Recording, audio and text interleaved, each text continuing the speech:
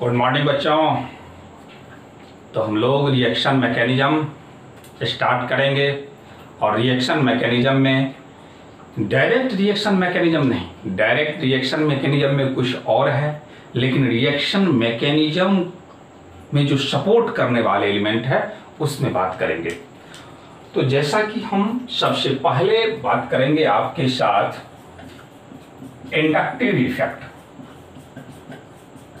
Inductive effect, इस effect को समझने के लिए जितने टर्म का जरूरत पड़ेगा, जो भी बेसिक टर्म है उस बेसिक टर्म को सबसे पहले हम लोग लेते हैं। तो उस बेसिक टर्म में बॉन्डिंग से रिलेटेड है। हम लोग ऑर्गेनिक केमिस्ट्री में जो भी बात करते हैं वे सब का सब कोवैलेंट बॉन्ड से रिलेटेड है। तो सबसे पहले इस बात को हम समझते हैं जो कोवैलेंट बॉन्ड है क्या। तो हम स्टार्ट करते हैं बॉन्ड से ही, और बॉन्ड से पहले एलिमेंट और एलिमेंट के बाद एटम।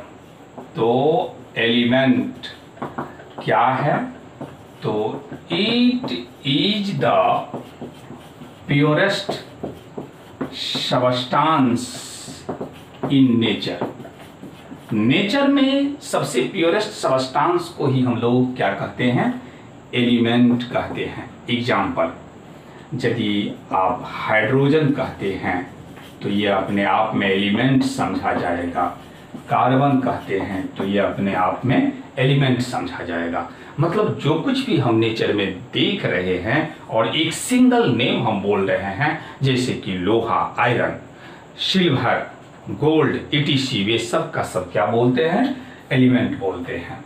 और एलिमेंट से छोटा पार्ट का नाम क्या है? It is the smallest particle of an element, और ये एलिमेंट का सबसे छोटा पार्टिकल है। Atom do not exist in nature in free state। Atom जो है फ्री स्टेट में नेचर में एग्जिस्ट नहीं करता है, ड्यू टू इनकम्प्लीट ऑक्टेट। यानी ऑक्टेट मतलब 8 electron in outermost shell, और हम कहेंगे डोपलेट, यानी 2 electron in outermost shell. मतलब एक एटम इसलिए एग्जिस्ट नहीं करता है क्योंकि इसके पास ऑक्टेट और डुप्लेट इनकम्प्लीट होता है। जैसा कि हम लोग जानते हैं, जो इस तरह से ये बोर्स एटॉमिक मॉडल है, और ये जो हम देख रहे हैं यही ऑर्बिट है, और इसी ऑर्बिट में इलेक्ट्रॉन प्रेजेंट रहता है। और यदि यहाँ पे ये जो दिखा रहे हैं वे इलेक्ट्रॉन दिखा रहे हैं, तो 2 4 और 1 5, 1 6, 1 7 और 1 8। तो यहाँ पे ये जो देख रहे हैं हम कहेंगे 8 electron in outer most orbit. यदि 8 इलेक्ट्रॉन होगा तो यह स्टेबल होगा, और नहीं होगा 8 से कम होगा तो यह अनस्टेबल होगा। और यदि कम होता है, उस कम को पूरा करने के लिए ही क्या होता है? बॉन्डिंग होता है। तो पहले इसको पॉज नोट कीजिए, और यदि आप जानते हैं तो इसको एस्केप करते हुए आगे बढ़ते जाना है। तो बॉन्ड क्या है? An atom try to bonding for complete its own octet और डुप्लेट। यानी बॉन्ड इसलिए बनाता है ताकि वे अपना ऑक्टेट और डुप्लेट कंप्लीट कर सके, या दूसरे भाषा में that is an atom combined with other atom for complete its own octet और डुप्लेट।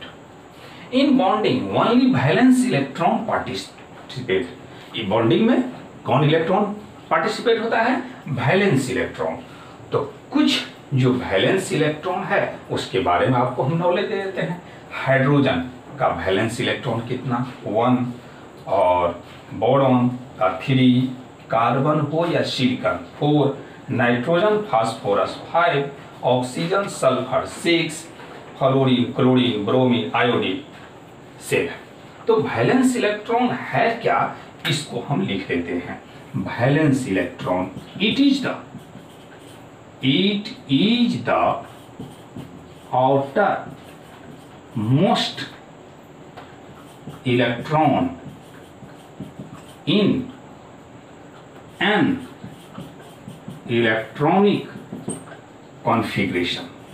एक इलेक्ट्रॉनिक कॉन्फ़िगरेशन का, एक इलेक्ट्रॉनिक कॉन्फ़िगरेशन का सबसे आउटरमोस्ट इलेक्ट्रॉन है, बाहरी इलेक्ट्रॉन है। एक एग्जाम्पल हम लेकर के भी देख लेते हैं।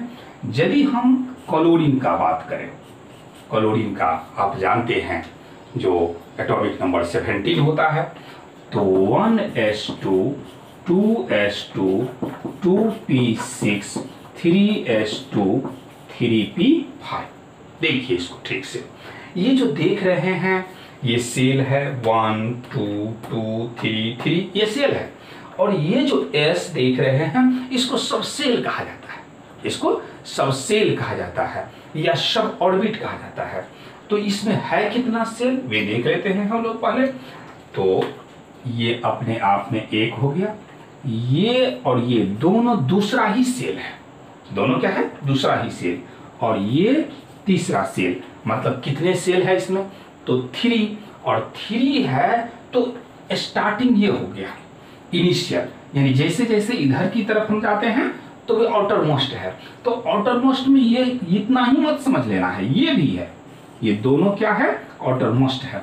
इस दोनों में ये जो इलेक्ट्रॉन है 2 और 5 वे आउटर मोस्ट इलेक्ट्रॉन है, और जो आउटर मोस्ट इलेक्ट्रॉन होगा एक इलेक्ट्रॉनिक कॉन्फ़िगरेशन में, उसको ही हम किस नाम से जानेंगे, वैलेंस इलेक्ट्रॉन के नाम से जानेंगे। तो जब भी एक एटम दूसरे एटम से कंबाइन करता है तो उसमें केवल और केवल वैलेंस इलेक्ट्रॉन ही पार्टिसिपेट करता है। तो हम लोगों को ऑर्गेनिक केमिस्ट्री में केवल इतने वैलेंस इलेक्ट्रॉन का जरूरत है जो याद रखना है, और उसमें भी ऑर्गेनिक केमिस्ट्री में एक कार्बन को याद रख लीजिए, और दूसरा हाइड्रोजन सबसे इंपॉर्टेंस है, तीसरा ऑक्सीजन, चौथा कहीं कहीं नाइट्रोजन, और ये सल्फर। लेकिन सबसे ज्यादा हाइड्रोजन का वैलेंस इलेक्ट्रॉन 1, कार्बन का वैलेंस इलेक्ट्रॉन 4, ये दोनों तो बहुत। उससे पीछे याद रखना है कौन, ऑक्सीजन का वैलेंस इलेक्ट्रॉन कितना 6। तो वीडियो को पॉज कीजिए, नोट कीजिए, यदि जानते हैं तो बढ़ाते जाइए आगे और देखते जाइए। तो बॉन्ड इन ए मॉलिक्यूल, एक मॉलिक्यूल में मेनली 2 टाइप का बॉन्ड होता है। एक को नाम रख दिया गया है कोवैलेंट बॉन्ड, और दूसरे को नाम रखा गया है आयनिक बॉन्ड। कोवैलेंट बॉन्ड जो है इलेक्ट्रॉन के साझेदारी से बनता है 2 नॉन मेटल के बीच या 2 से अधिक नॉन मेटल के बीच, जबकि आयनिक बॉन्ड का बात करेंगे तो complete transfer of valence electron between metal and non metal. और भी कॉन्सेप्ट है, लेकिन हम यहाँ पे सिर्फ हम लोगों को समझना है इंडक्टिव इफेक्ट। इंडक्टिव इफेक्ट से जो रिलेटेड बात है उसको हम आगे बढ़ाते जाते हैं।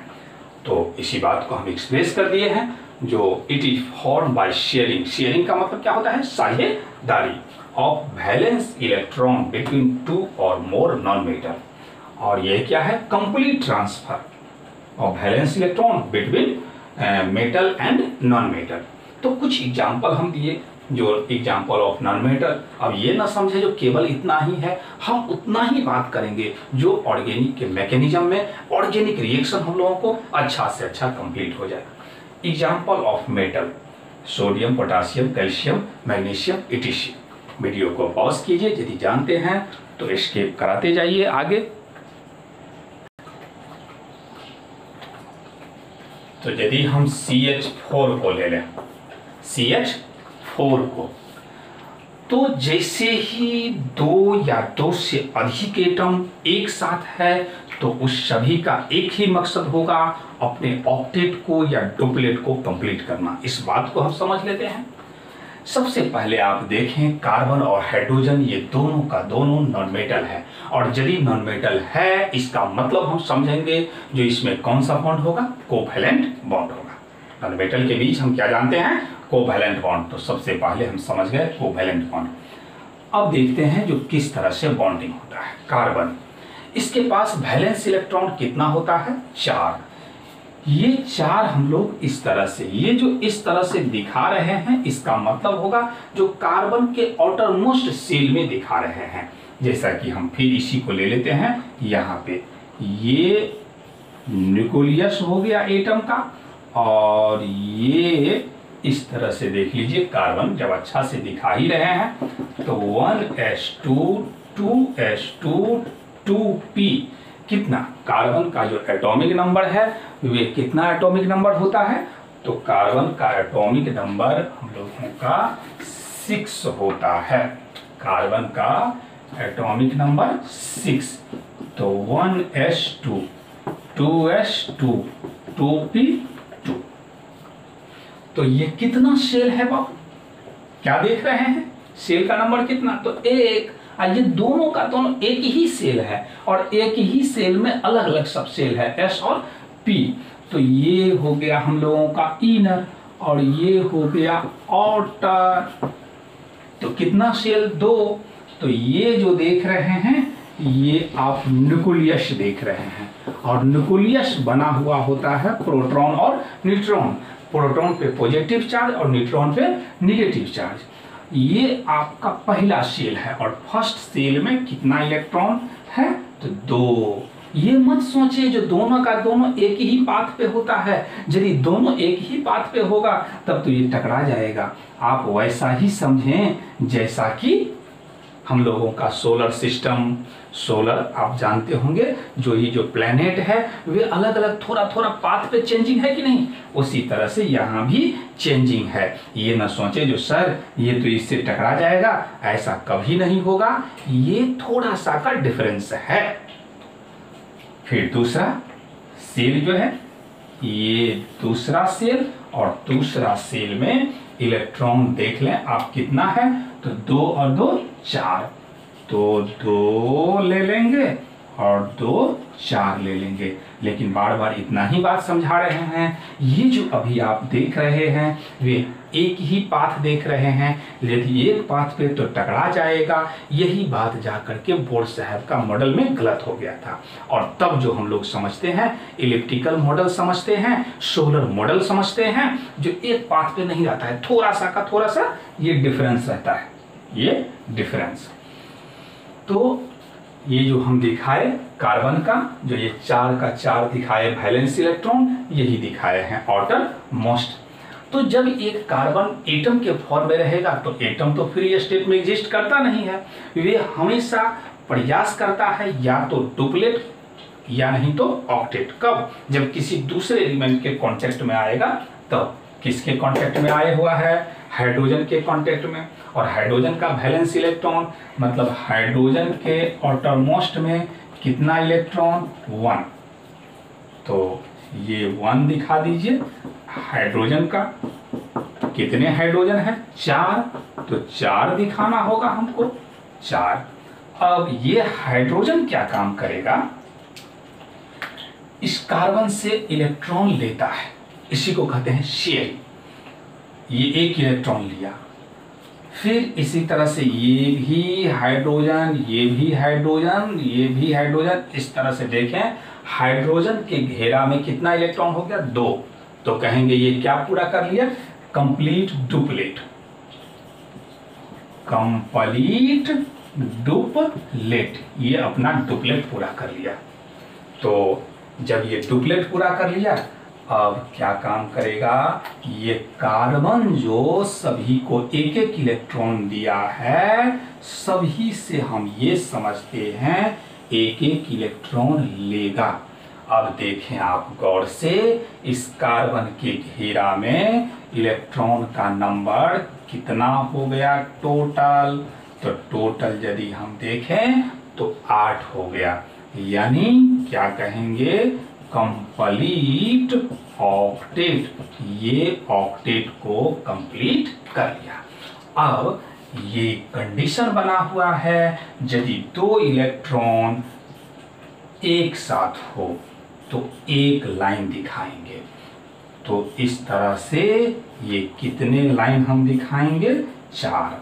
और ये जो लाइन है इसको ही नाम रख दिया गया कोवैलेंट बॉन्ड।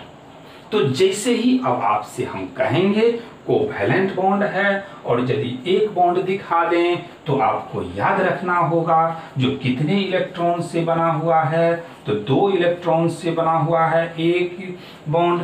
तो बताइए, देखिए, जो अब इस कार्बन में कितना कंप्लीट हो गया है, 8। तो ये स्टेबल हो गया कि नहीं हो गया। तो इस तरह से ये हम देखें जो ऑक्टेट को कंप्लीट कर दिया। तो वीडियो को पॉज कीजिए, नोट कीजिए, यदि जानते हैं तो एस्केप कराते जाइए, बढ़ते जाइए। तो अगेन हम देखें, यदि HCl का बात करें, आप जानते हैं ये कॉमन एलिमेंट है HCl। तो यदि ये कॉमन कंपाउंड है, अब HCl के बीच किस तरह से बॉन्ड बना हुआ होगा। तो H और Cl दिखा दिए हैं, जो कितने वैलेंस इलेक्ट्रॉन, 7। तो इस तरह से यदि 7 है तो फिर ये हाइड्रोजन, याद रख लें, ये डुप्लेट पूरा करेगा, और इसके अलावा जो भी होगा सब ऑक्टेट कंप्लीट करेगा। तो इस तरह से H और Cl के बीच ये बॉन्ड दिखा दिए। और ये जो आप देख रहे हैं, ये जो इलेक्ट्रॉन, जो वैलेंस इलेक्ट्रॉन बॉन्डिंग में भाग न ले, वे सब का सब कहलाएगा लोन पेयर। ये हम लोगों का क्या है, लोन पेयर इलेक्ट्रॉन। तो यहाँ पे पेयर का मतलब ही होता है जोड़ा। तो यहाँ देखिए कितना जोड़ा है, 3 जोड़ा। तो हम कह देंगे number of lone pair is equal to 3। Number of lone pair equal to 3। और ये जो आप देखे, यही क्या है, कोवैलेंट बॉन्ड के नाम से जाना जाएगा। अब थोड़ा सा हमको समझाना है कुछ अलग बात। इसमें हम बात करेंगे इलेक्ट्रोनेगेटिविटी का। क्या बात करेंगे, इलेक्ट्रोनेगेटिविटी, जिसको सिंबलाइज हम En कर देते हैं, या और क्या कर देते हैं, X कर देते हैं। तो इलेक्ट्रोनेगेटिविटी को डिफाइन कर दिए, the tendency of bonded atom to attract bonded atom towards itself is called electronegativity. इस बात को समझें, यदि यहाँ पे हम HCl दिखाए हैं, तो जब HCl को दिखाए हैं, जो H और Cl इस तरह से ये दोनों एक दूसरे से बॉन्डेड है, तो the tendency of bonded atom, hydrogen chlorine से बॉन्डेड है, क्लोरीन हाइड्रोजन से बॉन्डेड है, to attract the bonded atom towards itself, यानी हाइड्रोजन क्लोरीन को अपने तरफ खींचना चाहता है और क्लोरीन हाइड्रोजन को अपने तरफ खींचना चाहता है। तो ये अपने अपनी तरफ जो खींचने का जो टेंडेंसी है, उसको हम किस लैंग्वेज में बोलते हैं, इलेक्ट्रोनेगेटिविटी। जैसे ही हमसे कहा जाए इलेक्ट्रोनेगेटिविटी, तो मेरे दिमाग में ऑलरेडी सेटअप हो जाना चाहिए, जो इसमें सिर्फ इतना ही घटना होता है, जो 2 बॉन्डेड एटम जो होता है, उस बॉन्डेड एटम एक दूसरे को अपने तरफ खींचने का टेंडेंसी होता है। अब ये जो खींचने का टेंडेंसी होता है, आखिर इस बात को हम समझ लें, जो किस टाइप का ये कॉन्सेप्ट है। सपोज कीजिए आप कहीं पे जिलेबी देखें, जलेबी जो खाने वाला, तो जिलेबी आपको खाने में अच्छा लगता है। तो जैसे ही खाने में अच्छा लगता है, तो इसका मतलब हुआ जो जिलेबी का कोई ना कोई ऐसा प्रॉपर्टीज होगा जो हम लोगों को जिलेबी की तरफ अट्रैक्शन हो रहे हैं। तो जिलेबी में हम कहेंगे मिठास, उस मिठास के कारण हम उसके तरफ खींचे जा रहे हैं। तो इसी तरह से कौन सा ऐसा कॉन्सेप्ट है, किस तरह का सोच है जो हम लोग इस बात को समझें। तो चलिए समझे बहुत अच्छा से। आप यहाँ जानते हैं जो हाइड्रोजन के पास न्यूक्लियस, कोई भी एटम हो उसके पास न्यूक्लियस होगा, और यहाँ पे इलेक्ट्रॉन है, ये हाइड्रोजन का ले रहे हैं। फिर इसी तरह से क्लोरीन का, और क्लोरीन का भी न्यूक्लियस, और क्लोरीन में यदि सेल पता करेंगे तो 1s2 2s2 2p 6 3s2 3p5, तो 1 2 3 सेल है, तो 1 बना दिए, 2 बना दिए, और ये तीसरा बना दिए। अब देख लीजिए जो लास्ट सेल में कितना इलेक्ट्रॉन है, 7। तो इस 7 इलेक्ट्रॉन को यहाँ पे हम दिखा देंगे, अरेंज करा देंगे। ये 7 इलेक्ट्रॉन हो गया। अब देखें ये इलेक्ट्रॉन यहाँ जो है इसके ऊपर कौन सा चार्ज, नेगेटिव चार्ज।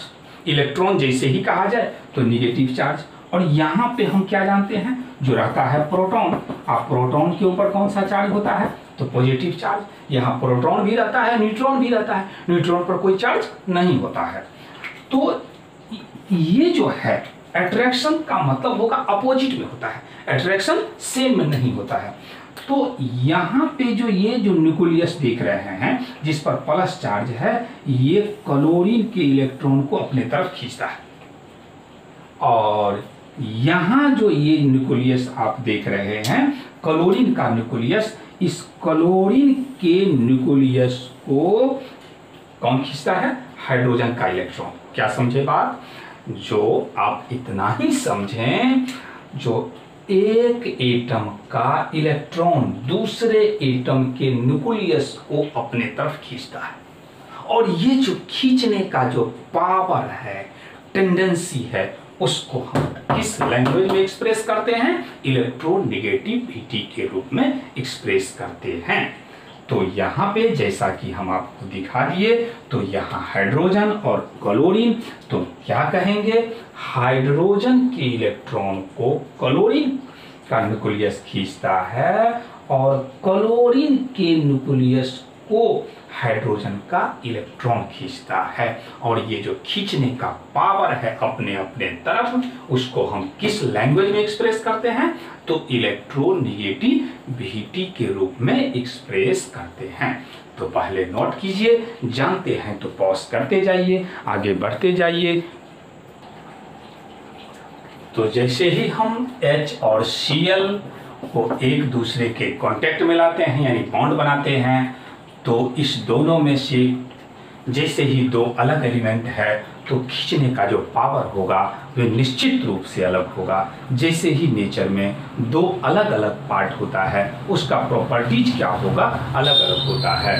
तो यहाँ पे हम क्या देख रहे हैं, जो क्लोरीन, तो यदि हम कह दें जो इट इज मोर इलेक्ट्रोनेगेटिव, ये मोर इलेक्ट्रोनेगेटिव है, यदि ऐसा हम कह दें। क्यों कहेंगे ये एक अलग बात है, फिर हम समझेंगे। तो जैसे ही कह देंगे मोर इलेक्ट्रोनेगेटिव है, इसका मतलब इसके ऊपर कौन सा चार्ज होगा, नेगेटिव होगा। इसका मतलब होगा जो ये बॉन्डेड इलेक्ट्रॉन को अपने तरफ ज्यादा से ज्यादा खींचे हुआ है। यहाँ जो इलेक्ट्रॉन क्लाउड है, ये क्या होता है, इलेक्ट्रॉन क्लाउड, ये इलेक्ट्रॉन क्लाउड को अपने तरफ ज्यादा खींचे हुआ है। और यदि हम कह देंगे जो इट इज लेस इलेक्ट्रोनेगेटिव, तो इसका मतलब समझेंगे जो इसमें खींचने का पावर इससे कम है, और जैसे ही कम है तो यहाँ पे क्या कह देंगे, प्लस।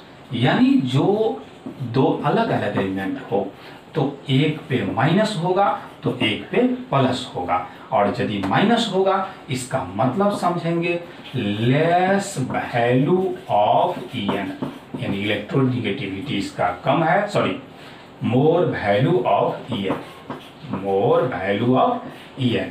और जिस पे भी प्लस होगा उसको हम कह देंगे लेस वैल्यू ऑफ En। और यदि ये जो दोनों को एक साथ अपने आप में किस नाम से जाना जाएगा?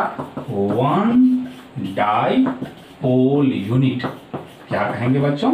तो वन डाइपोल यूनिट मतलब यदि अपोजिट चार्ज एडजेसेंट एटम पे हो, एडजेसेंट का मतलब होता है जस्ट बगल वाला पे हो, तो उसको किस नाम से जानेंगे? एक डाइपोल के नाम से जानेंगे।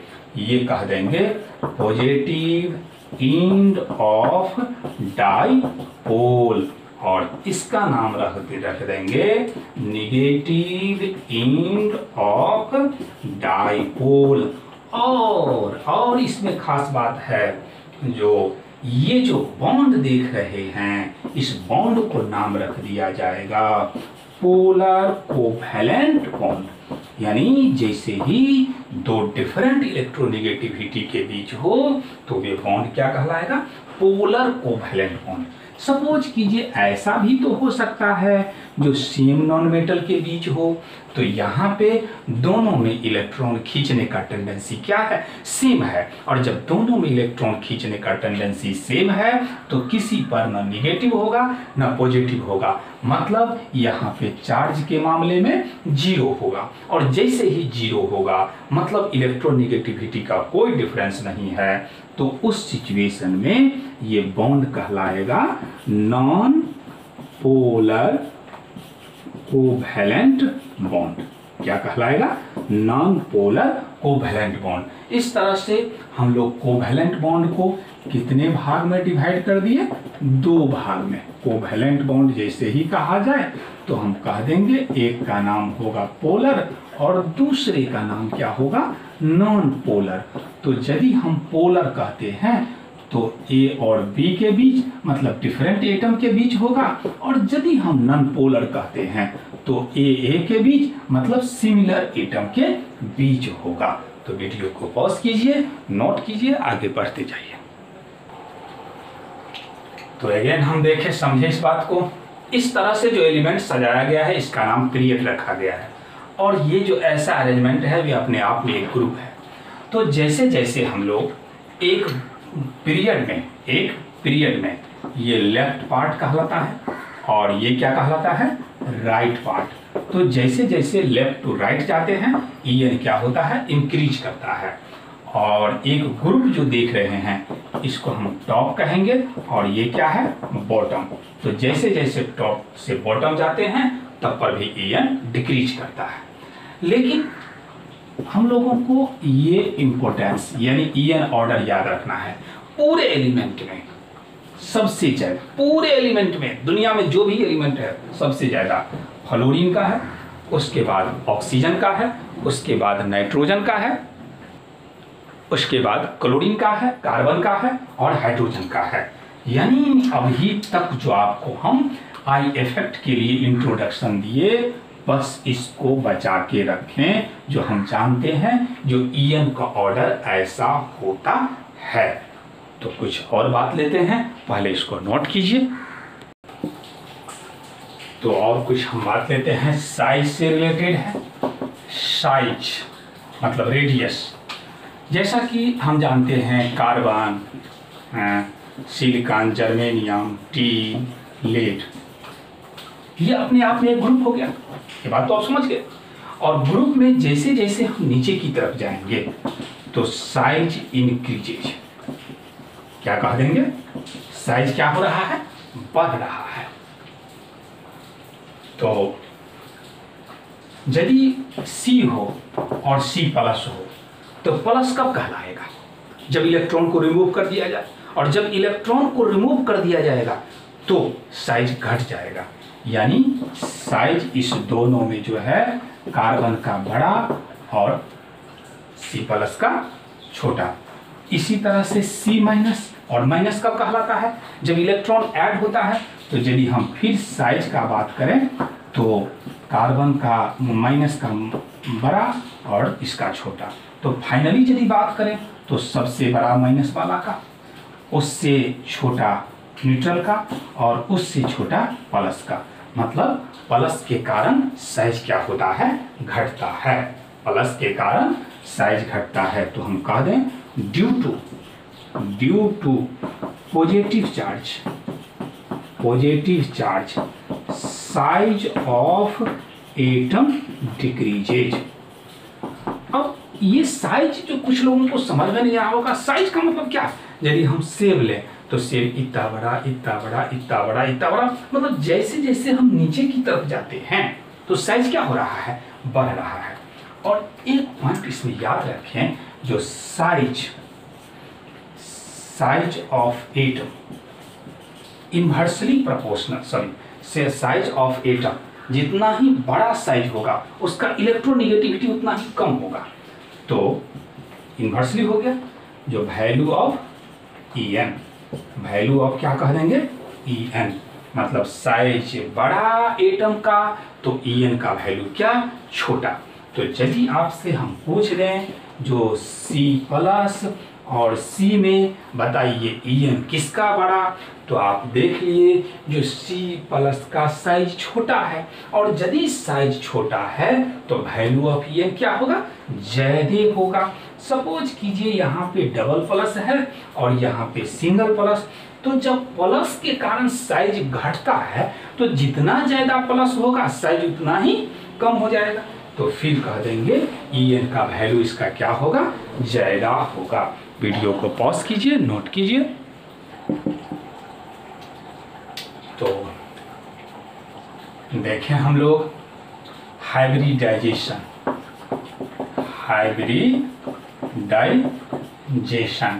याद है? जो हाइब्रिडाइजेशन पहले थोड़ा सा समझ लें।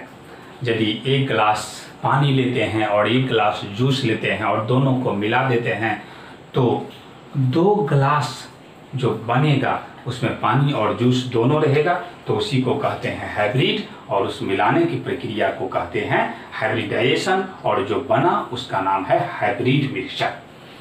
तो हम डायरेक्ट बात करें इस तरह से, ये जो CH4 है, CH4 में ये सिंगल बॉन्ड जहां कहीं भी होगा ये सिग्मा बॉन्ड होगा। जहां कहीं भी सिंगल बॉन्ड होगा उसका क्या नाम रखा गया? Sigma bond.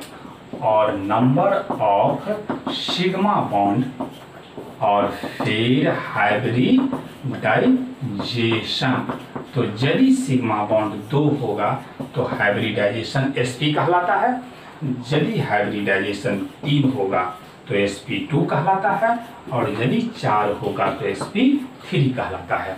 मतलब ऑर्गेनिक में हम इस 3 ही हाइब्रिडाइजेशन का बात करेंगे। तो बताइए यहाँ का हाइब्रिडाइजेशन क्या है? sp3। यदि इस तरह से हम ले लें तो देखिए 1 सिग्मा 2 सिग्मा, जहां कहीं भी सिंगल बॉन्ड है वे सिग्मा है, और जैसे ही एक से अधिक बॉन्ड आए तो 1 सिग्मा और बाद बाकी पाई, ये भी क्या? सिग्मा, ये भी क्या? सिग्मा। अब देखिए इससे कनेक्टेड कितना सिग्मा है? तो 1 2 3 और 3 सिग्मा, तो इस कार्बन का हाइब्रिडाइजेशन क्या कह देंगे? sp2। इस कार्बन पे सर्च कीजिए, फिर इसे देखिए 1 2 और 3, ये दोनों के बीच तो कॉमन है, तो हाइब्रिडाइजेशन क्या है? sp2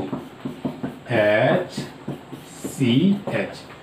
ये सिग्मा, ये सिग्मा, ये पाई, तो हमेशा हम हाइब्रिडाइजेशन सिग्मा के आधार पर निर्णय लेंगे। तो कितना सिग्मा बॉन्ड है? तो 2 सिग्मा, और यदि 2 सिग्मा तो हाइब्रिडाइजेशन sp, इसका भी हाइब्रिडाइजेशन sp। तो इस तरह से हम देख रहे हैं जो हाइब्रिडाइजेशन ऑर्गेनिक केमिस्ट्री में या तो sp होगा या sp2 होगा या sp3 होगा। हमको जरूरत है En वैल्यू, इलेक्ट्रोनेगेटिविटी सबसे ज्यादा sp का होगा, उसके बाद sp2 का होगा, और उसके बाद sp3 का होगा। तो इस तरह से हाइब्रिडाइजेशन हम कंप्लीट कर लिए। तो आज आपको हम आई इफेक्ट को, मतलब इंडक्टिव इफेक्ट जो टर्म दिए थे उसको समझाने के लिए कुछ बेसिक नॉलेज दिए।